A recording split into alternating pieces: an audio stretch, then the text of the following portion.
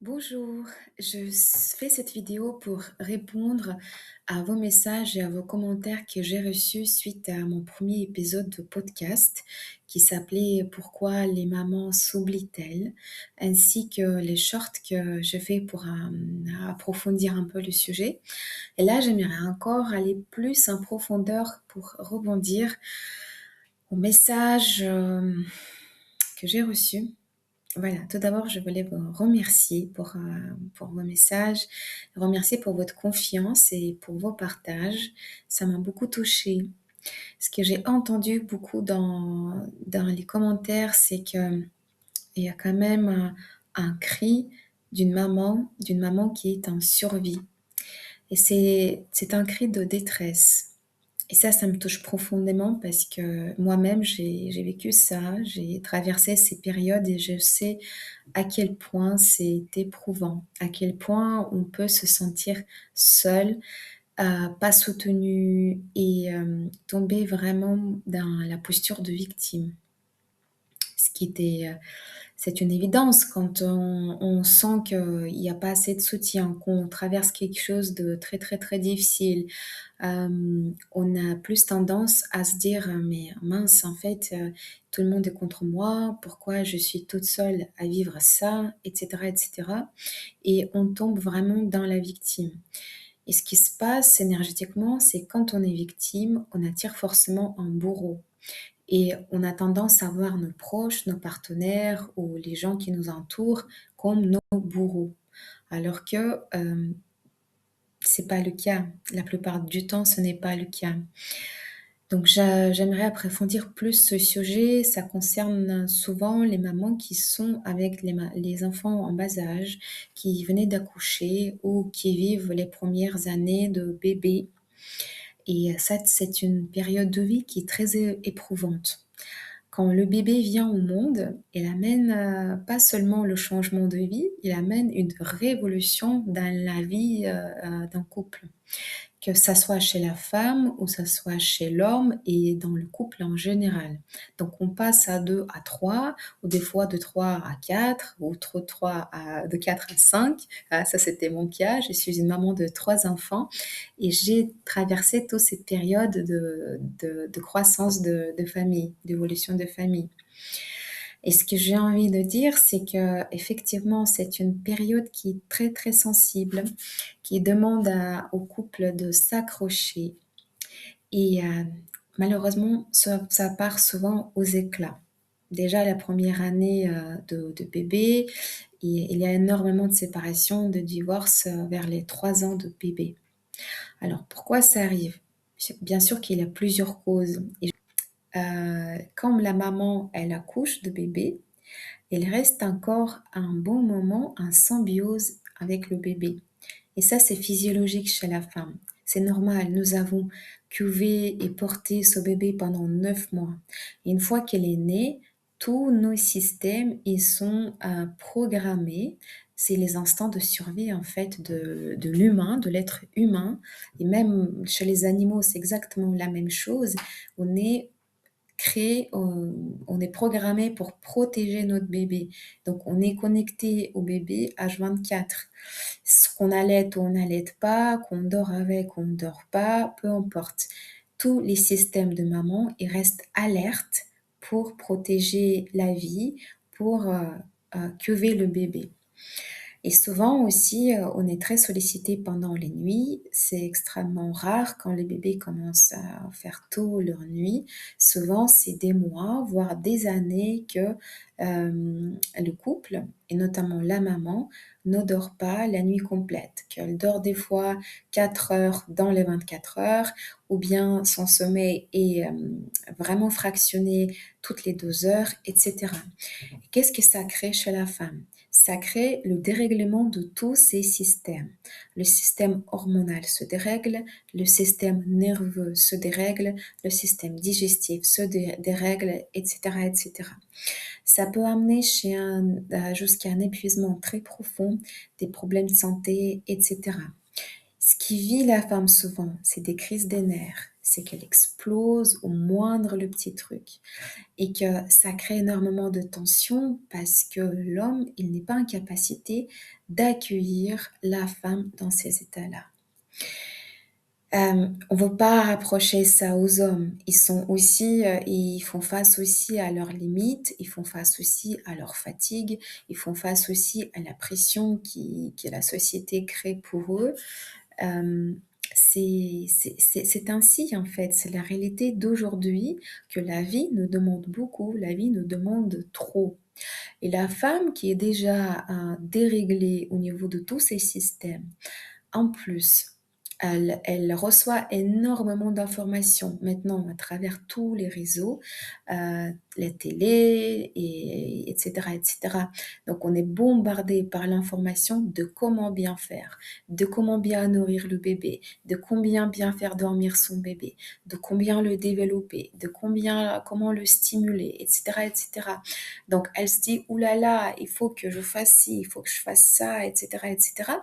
Et ça crée une tension, une permanence parce que ça nous pousse à atteindre des standards de développement de bébé ou des soins de bébé extrêmement élevés, qu'on s'éloigne en fait de notre intuition.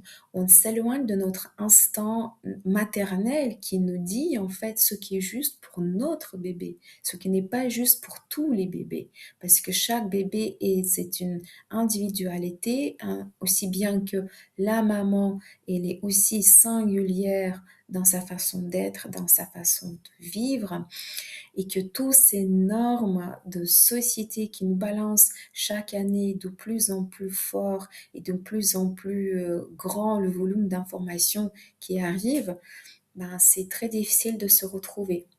D'autant plus que la maman actuelle se trouve très peu entourée. Si on regarde l'évolution de l'être humain, on était toujours dans les communautés, toujours. C'était communauté de village, communauté de famille, des tantes, des oncles, et des grands-mères, des grands-parents, des frères et sœurs. On était toujours soutenus et elle n'était jamais seule, la maman, ni pendant la grossesse, ni pendant l'accouchement, ni pendant le maternage d'un petit bébé. La société actuelle fait que maintenant, on vit dans l'isolation la plupart du temps. Bien sûr qu'on va voir la famille, si la famille est pas très loin, on essaie aller voir des amis, mais on n'est pas entouré. Peu de mamans se trouvent entourées avec des personnes avec qui ils peuvent juste demander de l'aide. Ils peuvent demander, simplement prendre le relais, aller promener les bébés pendant qu'elles puissent faire sa sieste. En fait, la maman se trouve, dans l'épuisement. Elle se sent forcément victime de toutes ces circonstances. Elle pète un plomb et ça fait que quand elle pète des plombs, bah, son partenaire, il devient un bourreau. Pas parce qu'elle a envie d'être un bourreau, mais juste parce qu'il n'est pas en capacité de recevoir cette charge émotionnelle de la femme. Il n'est pas en capacité de recevoir son appel à l'aide, parce que son appel à l'aide, il ne part pas depuis un bon endroit. Il part depuis une crise de nerfs, depuis une explosion qui est interprétée par le partenaire comme une agression. Du coup, qu'est-ce qu'il fait? Il va se défendre. Il va se défendre, pas avec des bons mots, pas avec des bons actes, et ça fait que ça crée un cercle vicieux de victimes, sauveurs et bourreaux. C'est facile de parler de ça, mais vous allez me demander, mais qu'est-ce que je fais moi concrètement dans cette situation? C'est pour ça, je fais appel à justement, à créer cet espace d'écoute et de connexion à l'intérieur de soi. De prendre un moment de respirer et un moment de se poser. Il est primordial.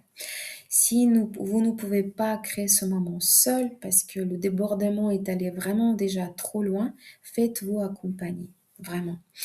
Ou si vous sentez encore en ressource, vous pouvez juste prendre quelques minutes toute seule pour se poser, pour comprendre qu'est-ce qui se passe à l'intérieur de soi. C'est quoi l'émotion du moment? C'est quoi mon besoin du moment? De prendre le temps juste de calmer votre système nerveux, de calmer l'émotionnel, de décharger cette charge en fait ça peut être plusieurs moyens. Ça peut être un moment d'écriture, ça peut être un moment d'exercice de respiration, ça peut être moment d'aller courir, d'aller marcher dans la nature, de sauter, juste d'évacuer ce qui se passe, le trop-plein, de créer dans un coussin. Il y a plein en fait de méthodes ou d'outils que vous pouvez vous aider dans l'instant T juste pour enlever la charge. Et puis une fois que la charge est enlevée, vous pouvez aller après, quand vous êtes apaisé, d'aller parler avec votre partenaire et de vous montrer vulnérable, de lui expliquer ce que vous vivez en ce moment. Quand c'est exprimé depuis cet espace de vulnérabilité, ce n'est pas pris comme une agression. C'est la personne en face, elle a plus de possibilités de vous entendre, d'entendre ce que vous allez à lui dire. Et si c'est les bons moments aussi pour cette personne de parler, c'est important, je pense aussi, de demander, de dire: «J'ai besoin de te dire quelque chose, qu'est-ce que c'est un bon moment pour toi?» Et si la personne vous dit: «Oui», bah, c'est là le moment d'exprimer ce que vous vivez et aussi demander de l'aide, tout simplement. Ça évite, de créer ces espaces, en fait, déjà soit avec soi-même et puis avec le partenaire, ça évite d'aller trop loin. Ça évite de casser les pots et de créer des choses, lesquelles on va regretter par la suite ou qui puissent, pousser le couple d'aller plus loin dans les conflits. Voilà, je pense que c'est ça ce que j'avais envie de vous partager aujourd'hui. De créer tout d'abord cet espace de respiration, de détente chez soi. Et puis, une fois que cet espace est déjà bien ancré chez vous, allez parler à l'autre. Voilà. J'espère que cette vidéo peut être utile pour vous. Si vous n'avez pas encore écouté mon podcast, allez écouter le premier épisode. Si vous n'avez pas encore fait la méditation pour se ressourcer, pour se reposer, allez voir la méditation qui s'appelle «Je n'en peux plus» et j'espère de vous revoir, dans d'autres vidéos. Tout en attendant, je vous envoie tout mon soutien, tout mon amour et plein de compassion pour ce que vous vivez, ce que vous traversez en ce moment. Je vous dis à tout bientôt. Je vous embrasse.